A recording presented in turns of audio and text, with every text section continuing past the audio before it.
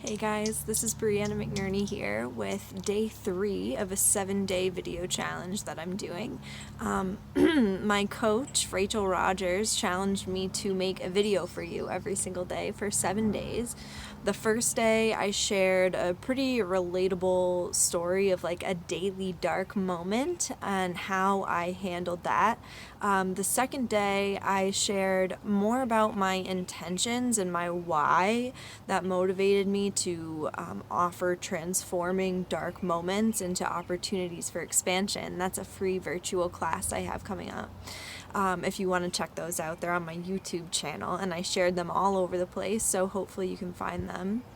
And today, I would love to talk more about why it is challenging for me to be so visible as a creative person, or anyway, when I feel like I'm channeling my creativity, and what it is that I do about that so that I can get out in front of people. Because, our gifts are amazing, but we can only help people with our natural gifts when we're able to get out there and be seen by the world. And there are a lot of reasons why it's hard to do that. So for me, one of the things is that I have such a wild mind. It just can go crazy imagining the possibilities, both good and bad. When I'm focused on a bunch of good possibilities, it can be hard to focus on just one of them and see them through. And when I'm focused on negative possibilities, it, can just kind of take me out and make me not want to go for it because I don't believe in myself or whatever that negativity might be spewing in my own head. So that part of me is, one of the challenges to really getting out there, like, defying sometimes what my mind is telling me and just doing it anyway. Another thing is that it can be very difficult to like be in my body and be seen in the world. And I don't know if that sounds weird to you, but it, may not. But we get so much conditioning about like what it means to be a human, what our body needs. It's like we have so much shame around our bodies, especially people who are, in marginalized groups. And I certainly do not feel that I've been marginalized in my life, but I am a woman, so I can relate to being judged because I'm in a woman's body. Another thing is that, like, being in my body, which I find is required to be in my creativity, like, there can be some challenging stuff that goes on. I'm a very emotional person, so that can be challenging, and especially doing that in the public eye. Like, there's such a stigma around mental health and, different kinds of things, like talking about making magic by getting more connected into your body. Like 100 years ago, I don't know how long ago the Salem witch trials were, and I should know because I lived in Salem and I did those tours.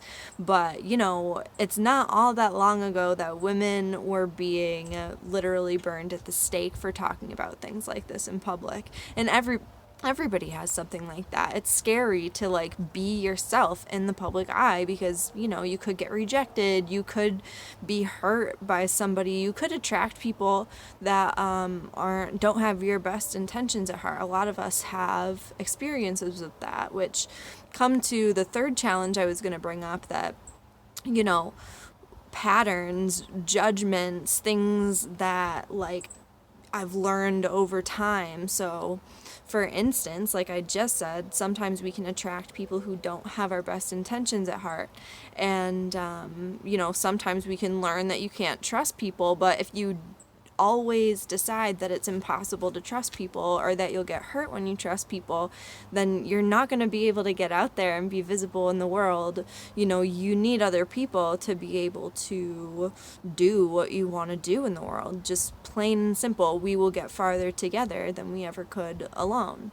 So what I do about these things is I use my mind to my advantage through like meditation and meditative techniques. For years and years, I just focused on slowing my thoughts down and gaining more control over them. And now I'm able to use more actual intention with my thoughts to create what I want and support myself and cheer myself on with my thoughts instead of letting them get the better of me.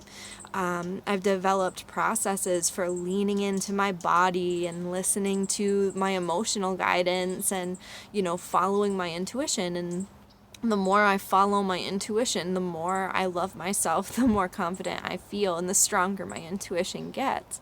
And I also interrupt my patterns. I balance myself out and try to remain like open and neutral to new possibilities, open to seeing things the way I want to see them as opposed to the way that I've always seen them.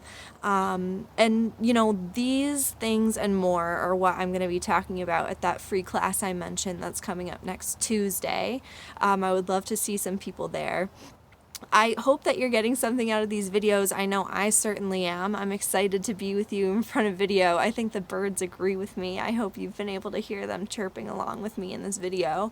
If you want to make sure that you see the next videos, make sure to follow or subscribe wherever you are. YouTube subscription is the best way to make sure. I'm definitely going to be posting these all on YouTube. But share this video if you think it could help somebody. And again, make sure to register for class if you want more. I would love to see you at Transforming Dark Moments into Opportunities for Expansion coming up next Tuesday at noon Eastern. And I will see you tomorrow. Thanks for watching.